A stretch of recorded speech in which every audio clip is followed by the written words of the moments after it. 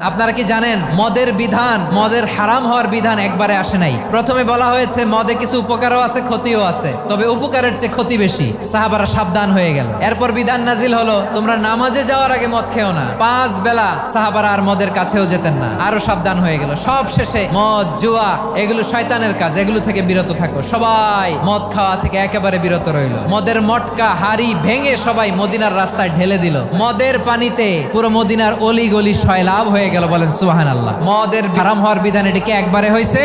না। আমাদের কাছে অনেকে আসে, আয়সা বলে হুজুর আমার মেয়েটা পর্দা করে না, ওর জন্য দোয়া করেন। তা আমি বলি বয়স কত? 22। তো 22 বছর বয়সে আগে কি করছেন? আগে পর্দা করাইছেন? না, করাই নাই। তো এখন তো আর হবে না। এখন তাকে আস্তে আস্তে বুঝান, মারে একটু মাথায় কাপড় দাও, একটু হিজাব করো। ওইটাতে অভ্যস্ত হয়ে গেলে এরপরে তাকে নেকাবের দিকে আপনি আহ্বান করেন। ওইটাতে অভ্যস্ত হয়ে গেলে হাত মোজা পা মোজা যদি করতে চায়, এইভাবে গ্রাজুয়ালি। একবারে ইসলামের সব মানুষ মানতে পারে না।